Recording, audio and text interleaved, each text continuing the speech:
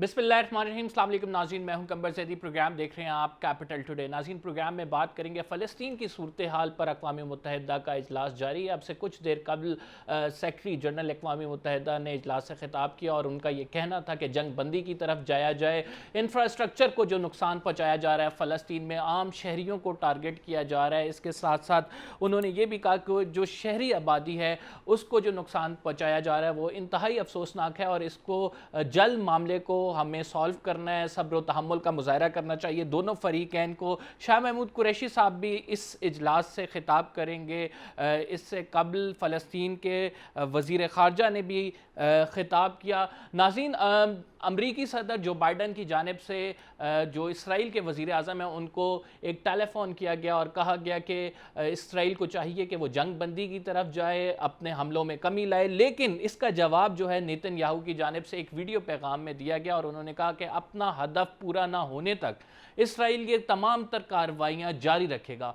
इस अक़वाम मुत्तहिदा के इजलास का आउटकम क्या होगा, आज हम इस पर डिस्कशन करेंगे और इसके साथ साथ पंजाब पे भी नज़र डालेंगे। पंजाब में जो मामलात हो रहे हैं, जिस तरह से जहांगीर तरीन साहब की जानिब से एक ग्रुप बनाया गया, उस ग्रुप को जो है फॉरवर्ड ब्लॉक जो कहा जा रहा है उसको उस्मान बुज़दार साहब ने मदऊ कर लिया है। 6 रुकनी वफ्द उस्मान बुज़दार साहब से कल मुलाकात करेगा जहांगीर तरीन के ग्रुप का, और उन्होंने बाकायदा तौर पर यह कहा है कि फाइनेंस बिल या बजट इजलास का बैकआउट नहीं किया जाएगा और वो पीटीआई के हामी हैं। अपने तहफ़्फ़ुज़ात को दूर करने के लिए उन्होंने ये ग्रुप तरतीब दिया। पंजाब में क्या होने जा रहा है, क्या पंजाब में कोई तब्दीली आएगी, इस पर भी जिक्र करेंगे। आज हमारे साथ हमारे जो पैनलिस्ट हैं उनका मैं आपसे तारुफ कराता चलूँ। मुज़म्मिल सोहरवर्दी साहब हमें ज्वाइन कर रहे हैं, सीनियर तज़कियाकार हैं। आमिर ज़िया साहब हमें ज्वाइन कर रहे हैं और नज़ीर लगारी साहब हमारे साथ मौजूद हैं। तीनों बहुत ही मोअज़्ज़ज़ और बहुत ही सीनियर जर्नलिस्ट हैं, तज़कियाकार हैं।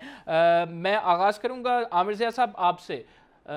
क्या देखते हैं आप, क्या आउटकम होगा? अक़वाम मुत्तहिदा का इजलास जारी है, बड़ा इंपॉर्टेंट इजलास जारी है। गुज़िश्ता 10 दिन से हम देख रहे हैं कि गज़ा में जिस तरह से बमबारी की जा रही है, निशाना बनाया जा रहा है मज़लूम फ़लस्तीनियों को, तो क्या इस इजलास में सीज़ फायर के हवाले से कोई इंपॉर्टेंट करारदाद आती है? इसराइल उस पर अमल दरामद करेगा या नहीं? ये एक जो अब तक तारीख रही है कि जितने मल्टीलैटरल फोरम्स हैं बशमूल अक़वाम मुत्तहिदा, वो इस दुनिया में जो भी एक कहते हैं ना कलीदी तनाज़ात थे उनको हल करने में नाकाम रहे, ख़ुसूसन वहाँ पे जहाँ पे मगरबी ममालिक के मफादात वाबस्ता होते हैं। उन्होंने ठीक है जो उस तरह के इश्यूज थे कि जहाँ पे छोटे ममालिक थे और जहाँ पे बरह रास्त मगरबी इस्तेमार के मामलात दिल नहीं थे, वहाँ तो उन्होंने कुछ फाल किरदार अदा किया एक आध दो जगहों के ऊपर। लेकिन जहाँ जहाँ जब मैं मगरब की बात करूँ तो आपको पता ही है कि जी अमेरिका हो या यूरोपियन यूनियन हो, वो बड़ा भरपूर तरीके से खुसूसन अमेरिका जो है वो इसराइल की पुष्पनाही के लिए खड़ा है। तो अगर हम इस बात की तवक्को करें कि जो भी मजालिम और ज़्यादतियाँ और जो भी खून एक कहते हैं ना खूनी उन्होंने एक वहशियाना तौर तरीका अपनाया हुआ है गजा में, उसमें किसी किस्म का कोई इस तरह की करारदाद होगी मुश्तरका तौर पे कि जिसके अंदर मजम्मत हो, इसराइल की सरजनिश की जाए। और कोई मैं तो एक बहुत ही आम कहते हैं मामूली सी बात है करारदाद का पास होना, लेकिन अमली इकदाम तो आप छोड़ दें। तो मुझे तवक्को नहीं है कि जो भी, चाहे वो कश्मीर का तनाज़ा हो चाहे फ़लस्तीन का हो, उसमें अक़वाम मुत्तहिदा जैसे इदारे जो हैं वो अभी तक किसी भी किस्म का उन्होंने मायूस नहीं किया है। और अब ये सवाल बिल्कुल एक जायज़ बनता है कि इनकी इफ़ादियत क्या रह गई है, क्योंकि ये ज़्यादातर हमने देखा कि उन क़ुव्वतों के साथ खड़े होते हैं कि जो खुद तशद्दुद को शुरू करती हैं, जो कहते हैं एक मासूम बेगुनाह लोगों को हलाक करती हैं और उन्हीं और उसी पलड़े में तोलते हैं उन लोगों को कि जो मज़ाहमत कर रहे होते हैं।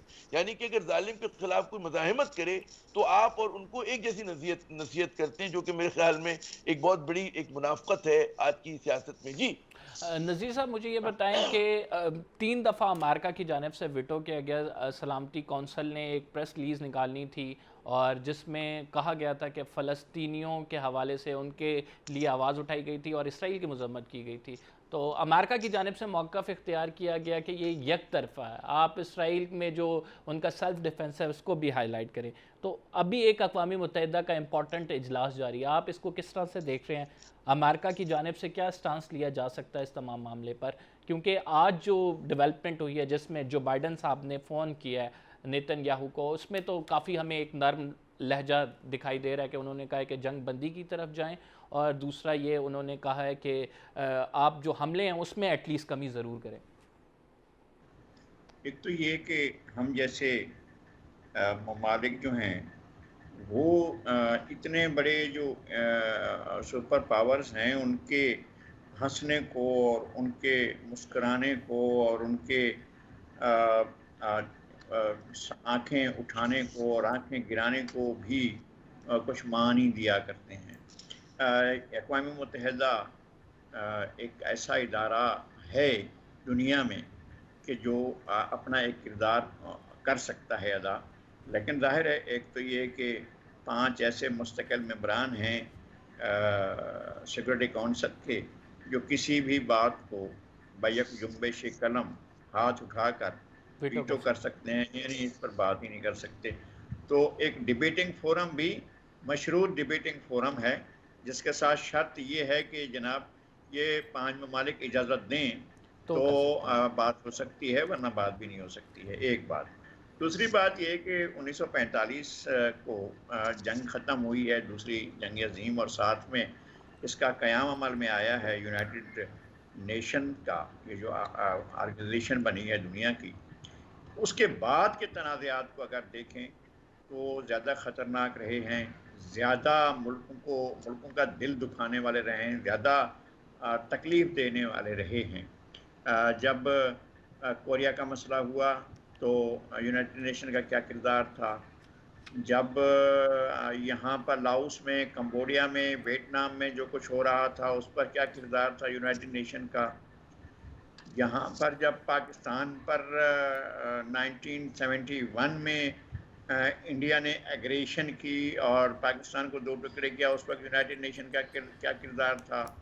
اس کے بعد جو ہے یہاں پر 80s کے ڈیکیڈ میں جب سوویت یونین کی فوج یہاں پہنچی ہے افغانستان میں، اور پھر یہاں ریٹیلیشن ہوا اور یہاں پر ہم نے دہشت گردی کو بھی ایک انسٹرومنٹ کے طور پر انٹروڈیوس کرایا جو اب دنیا میں پھیل چکی ہے، تو اس کا کیا نتیجہ نکلا۔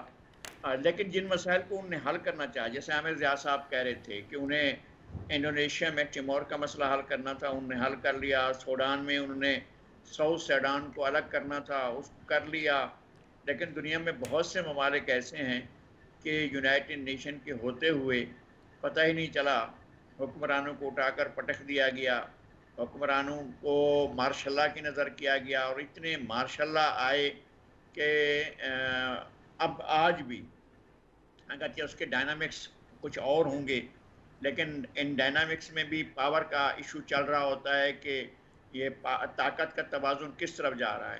اب آپ کو وہ چیزیں نہیں سنائی دیں گی کہ جو بحر اوقیانوس میں جو ہے وہ ان کا جھگڑا ہے جناب چین اور امریکہ کا۔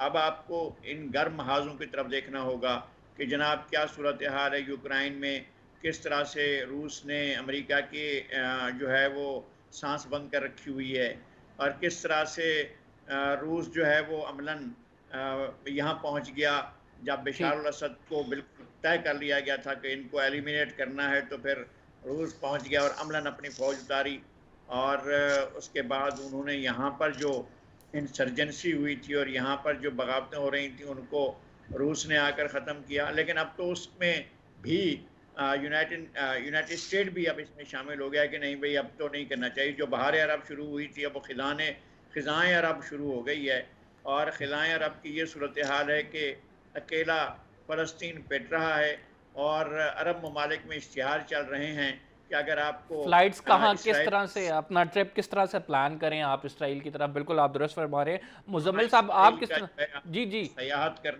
کیا جی کریں؟ جی مزمل صاحب آپ کی طرف آؤں گا۔ مزمل صاحب آپ دیکھتے ہیں آنے والے دنوں میں کچھ جنگ بندی کی طرف پیش رفت ہوگی، کچھ معاملات بڑھیں گے ایسے؟ اب میں الجزیرہ کا آرٹیکل پڑھ رہا تھا تو اس میں لکھا تھا کہ آئندہ آنے والے ہفتے میں بہت حد تک یہ چانسز ہیں کہ جنگ بندی کی طرف جایا جائے گا۔ آج یہ ہے کہ ضرور اسرائیل جنگ بندی کرتے گا جب اسرائیل کے اہداف پورے ہو جائیں گے۔ ایک تو وہ جس علاقے پہ اپنی بستی بنانا چاہتا ہے، وہ کیا علاقے کا نام ہے، اس علاقے پہ وہ اپنی بس کو ہولڈ کو مضبوط کر لے گا، اور پھر حماس کو نے جو ٹنلز بنائی ہیں، جو وہ جہاں سے وہ راکٹس فائر کرنے کی پوزیشن میں ہیں، اس سارے انفراسٹرکچر کو جب وہ ان ٹنلز کو ان سب کو تباہ کر لے گا تو اس کے بعد یقیناً وہ جنگ بندی کر دے گا۔ اتنے لمبی جنگ کرنے کی اسے بھی کیا ضرورت ہے؟ مسئلہ تو یہ ہے کہ جو ان کے جو ان کے نزدیک اسٹریٹجک ٹارگٹس ہیں اسرائیل کے نزدیک، وہ جب پورے حاصل ہو جائیں گے تو اس کے بعد وہ جنگ بندی کر دیں گے۔ وہ کون سا انہوں نے یہ اعلان کیا ہے کہ ہم نے فلسطین پر قبضہ کرنا ہے اور ہم 2 اسٹیٹ سولوشن کو ایکسیپٹ نہیں کرتے، ایک ہی ریاست ہوگی اسرائیل، جس نے رہنا ہے رہ لے، یہ کر لے۔ وہ تو ابھی بھی 2 اسٹیٹ سولوشن اور پیلسٹائن کو ایز اے کنٹری تو وہ مانتے ہیں نا۔ اب وہ سمجھ جو ان کے لڑائی ہے وہ اپنے اہداف حاصل کریں گے، اس کے بعد جتنا بھی فلسطین بچ جائے گا، ہر بار تھوڑا تھوڑا لے لیتے ہیں، اتنا بچ جائے گا اس کو وہ رہنے دیں گے۔ اس لیے ایک تو یہ الجزیرہ کا آرٹیکل سمیت سب کو ہی سمجھ ہے کہ کوئی 6 مہینے 3 مہینے سال لڑنے والی جنگ تو نہیں ہے، کیونکہ دونوں فریق تو لڑنے کے قابل نہیں ہیں۔ آپ یہ تو نہیں ہے کہ فلسطین کے پاس اپنی فوج ہے، فلسطین کے پاس آرٹلری ہے، فلسطین کے پاس بھی ہوائی جہاز ہیں، ہیلی کاپٹر ہیں، اور دونوں کا بڑا مقابلہ ہے، کوئی آگے ہے کوئی پیچھے ہے۔ ایک ملک ہے اس کے پاس تو کوئی فوج ہی نہیں ہے، حماس ہی ہے نا جو ایک دوسری جی طرف سے بالکل۔ لڑ رہی ہے، جو راکٹس فائر کریں۔ کو پیلسٹائن کی ہے، پیلسٹائن اسٹیٹ تو کوئی آرمی نہیں ہے، کوئی ملٹری اسٹرینتھ نہیں ہے جس نے ریسپونڈ کرنا ہے۔ یہ تو حماس ہے، کبھی لیبنان سے کبھی ادھر سے کو راکٹ فائر کیے، ان کا جواب آ گیا، ایک کو وہ 10 بنا کے پیش کرتے ہیں اور اس کے جواب میں وہ ایک ایگریشن کا اپنا جواز ڈھونڈ لیتے ہیں۔ عامر صاحب، لیبنان کی بات کی، مزمل صاحب نے لیبنان سے پرسوں جو ہے وہ 6 راکٹ فائر ہوئے، اس کے بعد کل دوبارہ پھر فائر ہوئے، جس کا جواب باقاعدہ طور پر اسرائیل کی جانب سے دیا گیا۔ ڈو یو تھنک کہ یہ جو ہے اگر یہ ڈریگ آن ہوتا ہے کیس، تو اس میں حزب اللہ بھی ڈریگ ہو سکتی ہے، انوالو ہو سکتی ہے اس تمام معاملے میں؟ پہلی بات بھی کہ جو کہتے ہیں نا کہ اشتعال انگیزی بقول اسرائیل کے جو حملہ اسرائیل پر ہو رہا ہے، وہ یہ ہو رہا ہے کہ ایک پن پرنک ہے اور اس کے جواب میں پورا ایک گولہ آتا ہے نا، کہ ڈسپروپورشنیٹ قسم کا جواب دیا جا رہا ہے۔ یہ کوئی اس کے اندر کوئی بیلنس نہیں ہے، توازن نہیں ہے کہ اگر 4-6 چھوٹے موٹے راکٹ اور ان کا ظاہر ہے کہ دفاعی نظام بہت ہی مستحکم مضبوط ہے اسرائیل کا، تو یہ وہی بات ہے کہ کبھی ریڈ انڈین جو تھے وہ 10 تیر مارا کرتے تھے اور جو کاؤبوائز تھے وہ فائر کیا کرتے تھے، بندوق اور تیر کمان کی لڑائی ہے یہ۔ تو یہ اسی طرح کا ایک سمجھیں ٹیکنالوجی کے اندر اگر آپ دیکھیں تو حزب اللہ ہو یا کوئی بھی آپ فلسطینی گروہ کا نام لیں، حماس ہو، یہ بڑے اس معاملے میں پسماندہ ہیں، ان کے پاس بھی بہت ہی بیسک قسم کے ویپنز ہیں، اور تو اس کو، اور جبکہ اسرائیل کے پاس نہ صرف اس کے اپنے ہتھیار بلکہ اس کو پوری امریکہ کی جو ایک کہتے ہیں نا ایک اسٹریٹجک سپورٹ حاصل ہے، جدید ترین ریڈار سے لے کے سیٹلائٹ، اور جو ایک کہتے ہیں کہ 21 سینچری وار ہوتی ہے اس کی صلاحیتیں اس کے پاس ہیں۔ تو ظاہر ہے کہ جب یہ مقابلہ ہوتا ہے تو یہ کوئی مقابلہ نہیں ہے، یہ ایک طرفہ ہے۔ ٹھیک ہے کہ ایک آدھ انہوں نے پتھر پھینک دیا تو اس کے جواب میں انہوں نے 10 گولے مار دیے، اور یہی جو بات لگائی صاحب نے بھی کی، مزمل صاحب نے بھی، کہ جو ان کے اسٹریٹجک اہداف ہیں وہ یہی ہے کہ اس کو کمزور کرو، اپنی مرضی سے جنگ مسلط کرو، اور ظاہر ہے کہ جب اہداف مکمل ہو جائیں گے وہ نکل تو جائیں گے۔ اس کو بند کیا کر اب دیں۔ سوال ہے کہ اس کو کیا وائڈر کانفلکٹ یہ بن سکتا ہے؟ یقیناً دیگر گروہ کے شامل ہونے کے امکانات ہیں، لیکن اگر فرض کریں کہ آپ بقول آپ کے کہ کوئی دوسرا گروہ آ بھی جاتا ہے، تب بھی اس کی بھی کیا حیثیت ہے؟ بات یہ ہوتی ہے کہ ایک طرف ریاستی طاقت ہے تو اس کے سامنے اے سیمیٹرک وار لڑی جا سکتی ہے لمبی بنیادوں پہ، لیکن اس کے لیے بھی آپ کو کہیں نہ کہیں کسی ریاستوں کے تعاون کی اور سپورٹ کی ضرورت ہوتی ہے۔ بالکل۔ تو جو اس وقت عرب ممالک کی حالت زار ہے اور وہاں وہ پر جو اس مطلب قابل ہے نہیں تو ہے اس کہ میں وہ تو لڑ مجھے سکے اسرائیل سے۔ یو آر ایبسلیوٹلی رائٹ، اور اس حوالے سے مختلف جنگیں ہوئی ہیں، اور جن میں ہم نے دیکھا ہے کہ اسرائیل کو کامیابی نصیب ہوئی ہے، ایکسیپٹ 2006 کے، جس میں حزب اللہ نے ان سے لڑی تھی۔ ہم ایک چھوٹے سے بریک پہ جا رہے ہیں، we will be right back after this short break, اور اس شارٹ بریک کے بعد ہم ڈسکس کریں گے پنجاب کی سیاست کو کیا رخ اختیار کرے گی۔ عثمان بزدار سے ملنے جا رہا ہے جہانگیر ترین گروپ، کیا معاملات واقعی طے پا گئے ہیں، آپ کو بتاتے ہیں اس بریک کے بعد۔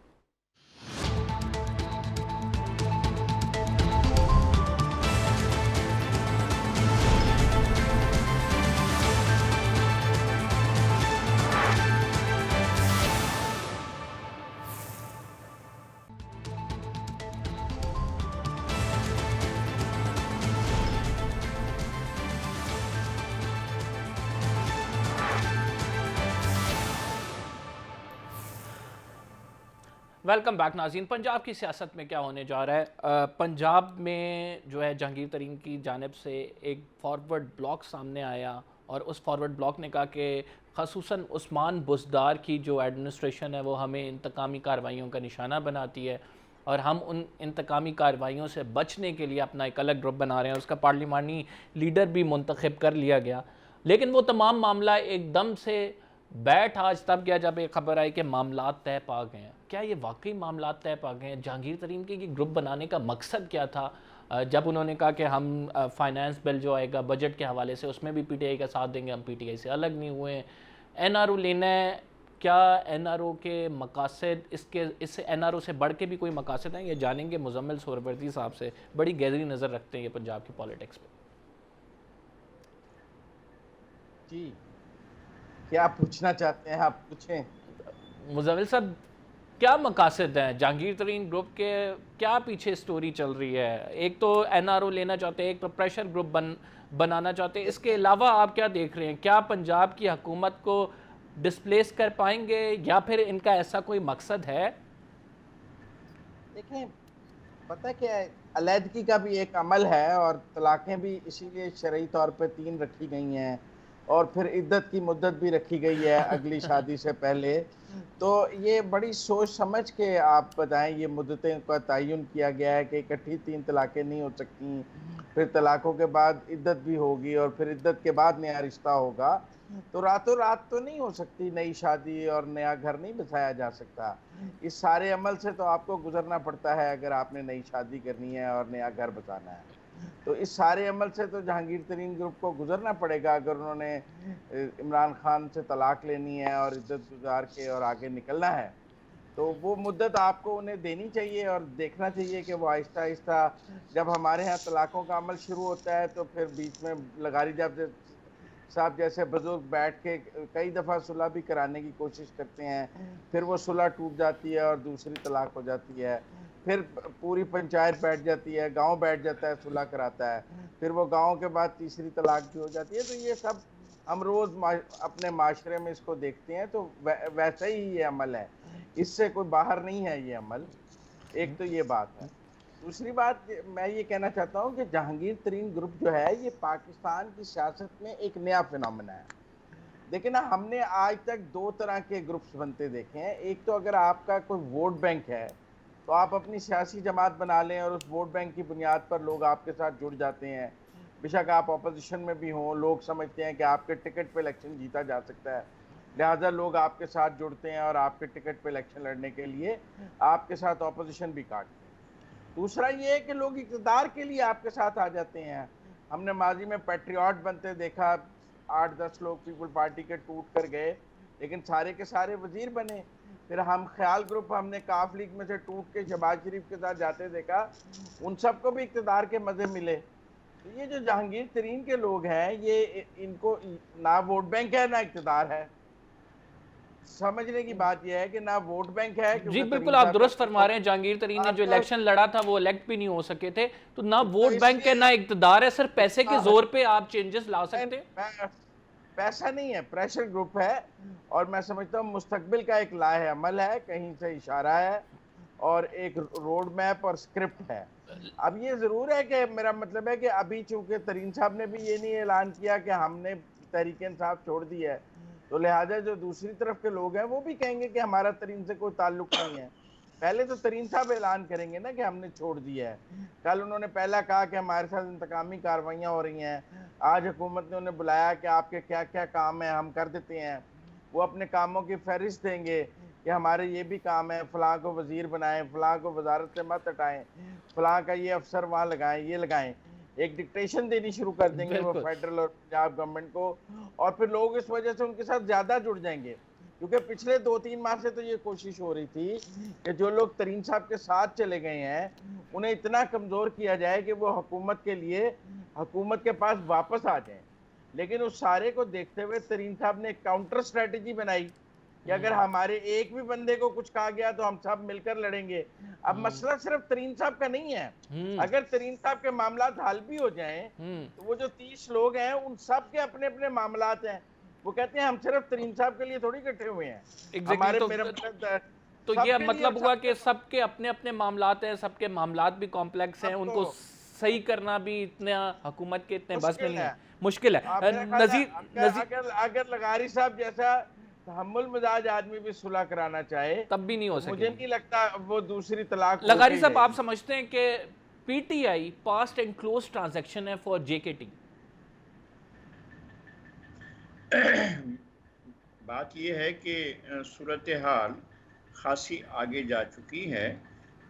طلاقیں بھی ایک طرف تو ایسا ہوتا ہے، ایک رائٹ تو ایسا ہوتا ہے کہ جب ایک آدمی کہہ دیتا ہے طلاق تو طلاق واقع ہو جاتی ہے، اور طلاق واقع ہونے کے بعد اسے کوئی حلالہ بھی نہیں کرانا پڑتا، اسے کچھ بھی نہیں کرانا پڑتا. اس فریق کو تو طلاق دیتے ہی ہے، طلاق کے ہوتے ہوئے بھی کچھ 2-3 شادیاں اور بھی کر سکتا ہے. یہ کوئی اس پر بائنڈ نہیں. یہ دو بندے ہیں. ویری یہ بیوٹیفلی سم اپ سر. تو مطلب یہ یعنی تو آپ کہہ رہے ہیں کہ ایک دو فریق شادی کے ہوتے ہوئے بھی ایک افیئر فریق چلا ہے. سکتے ہیں جہانگیر ترین صاحب. میں یہ کہہ رہا ہوں کہ ایک فریق تو وہ ہے جس کو وہ بائنڈنگ ہے اس کے لیے کہ وہ عدت کرے، اور طلاق کی بھی تینوں شرائط پوری ہوں کہ طلاق مختلف وقتوں میں ایک دفعہ، پھر دوسری دفعہ، پھر تیسری دفعہ دی جائے.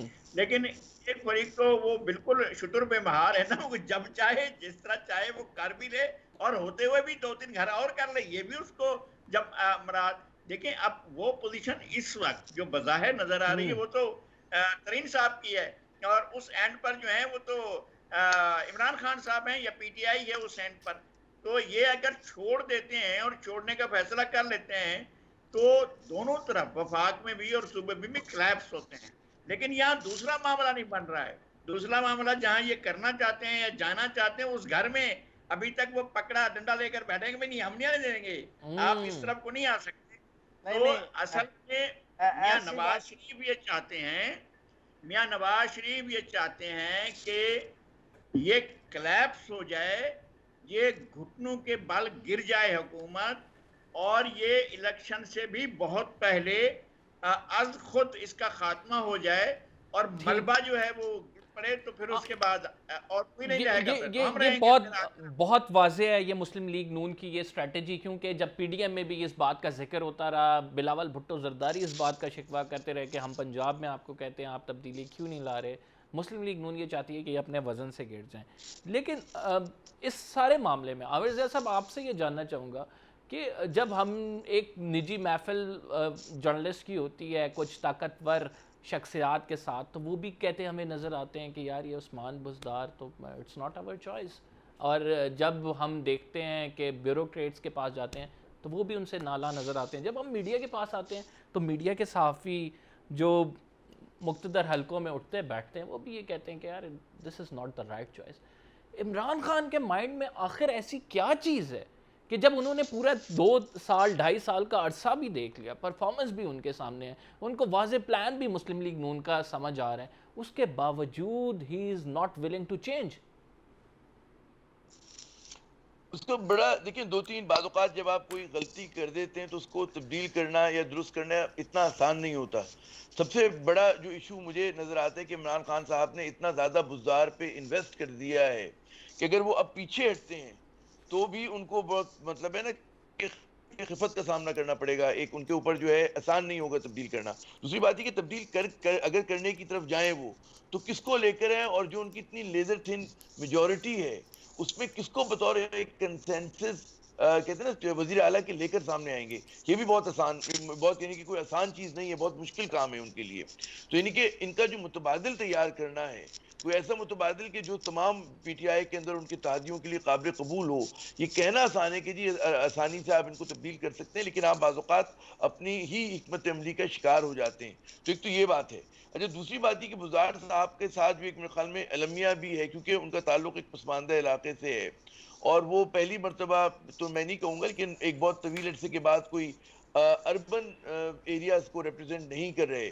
اور ظاہر ہے کہ وہ کرشماتی شخصیت ہے نہیں ان کی، اور کمزور بھی ہے ان کے ساتھ، ان کا مطلب ہے اور اپنے بہت سارے ایشوز ہیں ان کے. تو اس کی وجہ سے جو سینٹرل پنجاب کے لوگ ہیں جن کو عادت ہے افیکٹو جی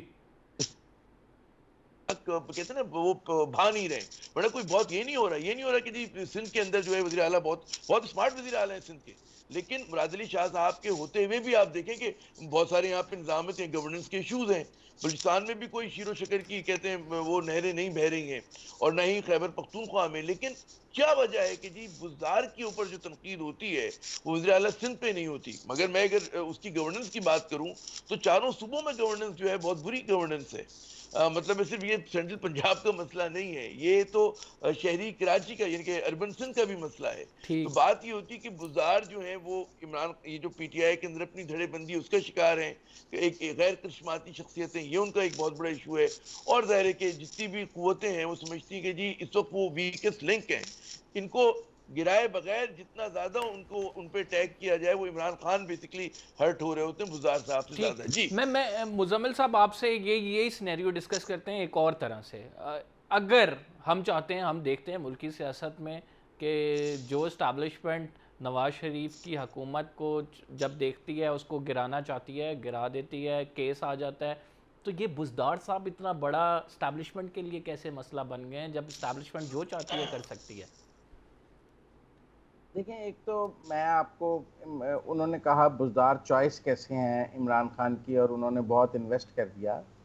دیکھیں، عمران خان صاحب اس وقت وہ سیاست کر رہے ہیں جو 90 کی دہائی میں 88 ضیاء الحق کے بعد نواز شریف نے کی تھی. مطلب بہت ہی پرو اسٹیبلشمنٹ سیاست اور بلو آئیڈ آف اسٹیبلشمنٹ بن کے سیاست کرنا. اس وقت آپ دیکھیں نواز شریف کی بھی پنجاب کے لیے چوائس غلام حیدر وہیں تھا. انہوں نے اس وقت کوئی پنجاب میں مضبوط وزیر اعلیٰ لانے کی کوشش نہیں کی تھی، بلکہ وہیں کے ذریعے خود بھی پنجاب چلانے کی کوشش کی تھی. وہی آج عمران خان کر رہے ہیں. بعد میں نواز شریف کو سمجھ آئی کہ یہ غلط فیصلہ تھا، اور جب تک ہم پنجاب کو سٹرونگ نہیں رکھیں گے تب تک مرکز بھی سٹرونگ نہیں رہ سکتا.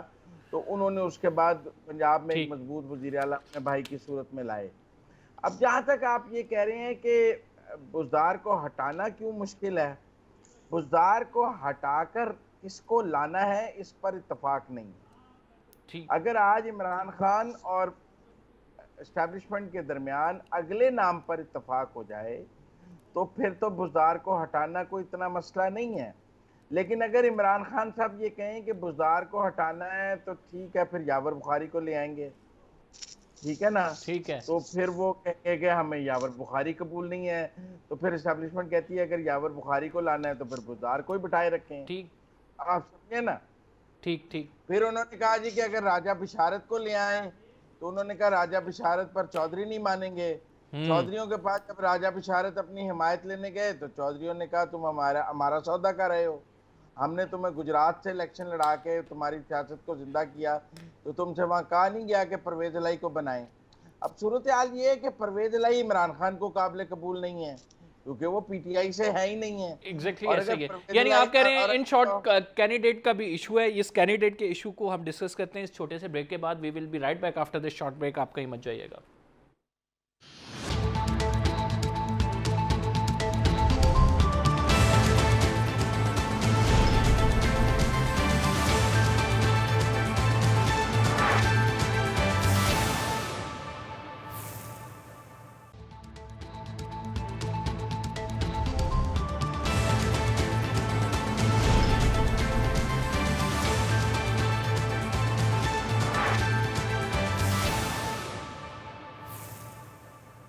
ویلکم بیک ناظرین. بیرسٹر علی ظفر صاحب نے جہانگیر ترین کے خلاف جو تحقیقات کے حوالے سے ایک کمیٹی بنی تھی اس کی جو سفارشات تھیں وہ جلد مرتب کر کے وزیر اعظم پاکستان کو پہنچائیں گے، مکمل ہو گئی ہیں وہ. تو کیا نتیجہ نکلے گا؟ کیا یہ تحقیقات جو ہم بعض اوقات یہ سنتے ہیں کہ اس تحقیقات کے نتیجے میں ایک این آر او مل جائے گا، اور کچھ حلقوں سے یہ صدائیں آتی ہیں کہ نہیں، عمران خان کا جو موقف ہے وہ اپنے موقف پہ ڈٹے رہیں گے کہ کسی کو این آر او نہیں دینا، کسی مافیا سے جو ہے وہ بلیک میل نہیں ہونا. تو اس سے نذیر لغاری صاحب کی اوپینین جاننا چاہوں گا کہ نذیر صاحب کیا سمجھتے ہیں آپ کہ عمران خان جہانگیر ترین کے معاملے پر ڈٹے رہیں گے، یا پھر ان تحقیقات کے نتیجے میں کوئی ایسی آؤٹ کم سامنے آئے گی جس سے ہم یہ کہہ سکیں کہ کسی نہ کسی حد تک عمران خان نے این آر او دے کے اپنی حکومت بچائی ہے؟ نہیں، ورلڈ کپ جو ملا تھا وہ بھی چانسز تھے. ایک ٹیم کا ہار جانا ضروری تھا، ایک ٹیم کا جیتنا ضروری تھا. اور پھر اس میں سے راستہ نکلنا تھا ان کے لیے، اور پھر ٹیم نے اور طریقے سے کھیلنا تھا. کوئی ان کا کھیل انفرادی طور پر کوئی ایسا شاندار نہیں تھا، تو کھیل اور ہی کھیل رہا ہوتا ہے. اور علی ظفر صاحب جو ہیں، ہمیں تو ان کی انٹیگریٹی کو کویسچن نہیں کرنا چاہیے. بڑے نام کے آدمی ہیں اور بڑے کام کے آدمی ہیں، اور ان کے جو روابط اور رشتے ہیں وہ بھی بڑے مضبوط ہیں. لیکن یہ جو عمران خان کے بارے میں یہ شہرت ہے کہ جناب وہ ہو بھئی یہ تو پرنسپل کے آدمی ہیں، انا کے خون میں بند ہیں، اور یہ کچھ نہیں، بالکل کسی کو خاطر میں نہیں لاتے، یہ پوسچر بنایا جاتا ہے، اس طرح کا ایک بت تراشا جاتا ہے. اور بعد میں جو ہے وہ اس طرح سے گرتا ہے. آپ کو شاید یاد ہوگا، آپ نوجوان ہیں، آپ کو زیادہ قریب کا زمانہ بتاتا ہوں. جب صدام حسین کے مجسمے گرائے جا رہے تھے تو مجسموں کی گرتے وقت بھی رونق جو ہے وہ بڑی زبردست تھی. اور ہم نے تو ماسکو میں اپنے محترم لینن صاحب کے مجسموں کو بھی گرتے دیکھا تھا. تو عمران خان جو ہیں وہ اتنے بالشویک ٹھوس جگہوں پر نہیں کھڑے ہوئے ہیں، یا صدام حسین جیسی صورتحال میں نہیں جن کے پاس سعید و صاحب بھی تھا. ان کے پاس بہت سے سعید و صاحب ہیں، لیکن اور بڑی تعداد میں ہیں، ایک سے بڑھ کر ایک ہیں. لیکن اب ان کی بھی گریجولی بولیاں بند ہوتی جا رہی ہیں، ٹھیک. اور ان کی بھی اب ٹیوٹر بھی تھوڑا سا کچھ خاموش ہیں، اور زبانوں کی چینچی بھی کچھ بند ہی ہے. تو میرا نہیں خیال ہے کہ وہ کریں گے. اور ان کو اب کوئی یا این آر او دینا پڑے گا اعلانیہ نواز شریف کو، یا پھر جہانگیر ترین کو. عامر صاحب آپ کیا سمجھتے ہیں، کیا نواز شریف یا جہانگیر ترین ان دونوں میں سے کسی کو N R O Imran Khan صاحب دیں گے؟ ایک نہیں متعدد بیانات ہیں، لیکن نذیر لغاری صاحب کہہ رہے ہیں وہ جس طرح سے مجسمہ تراشا گیا ہے وہ حقیقت نہیں ہے. میرا ایک سوال ہے، اس پہ مزمل صاحب بھی رائے دے سکتے ہیں، لغائی صاحب بھی، کہ عمران خان مسلسل کہہ رہے میں این آر او نہیں دوں گا، لیکن این آر او ہے کہ ملے چلا جا رہا ہے لوگوں کو. عمران خان صاحب کہتے ہیں کہ جی احتساب ہوگا، لیکن احتساب ہو کے نہیں دیتا. بہت شور مچتا ہے، میڈیا ٹرائل ہوتا ہے، مقدمات بنتے ہیں، لیکن کسی مقدمے کا کلوجر نہیں ہوتا ہے. کیوں نہیں ہوتا ہے؟ اس کا مطلب یہ کہ جو بھی لوگ مبینہ طور پر بدعنوانی میں ملوث ہیں اس کے اوپر تو کوئی کارروائی نہیں ہوئی. عمران خان صاحب کے 2.5 3 سال گزر گئے، کتنے لوگوں کے اوپر آپ مجھے بتائیے کہ کنوکشن ہوا؟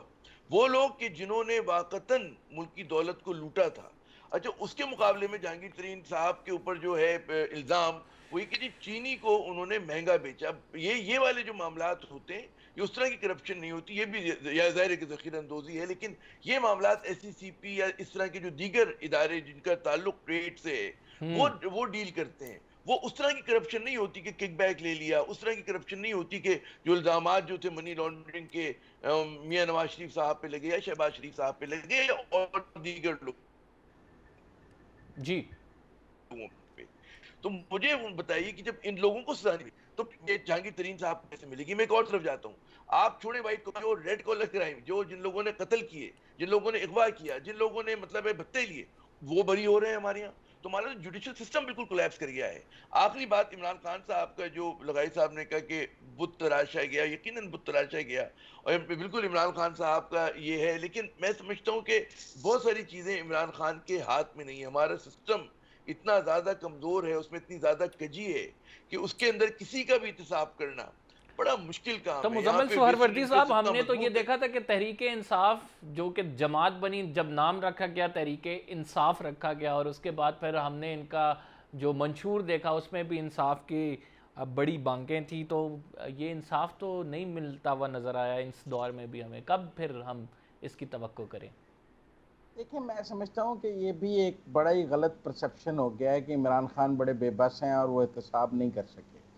سوال یہ ہے کہ ملک میں احتساب کو تیز تر کرنے کے لیے عمران خان نے کون سا قانون بنایا، کون سا آرڈیننس لائے؟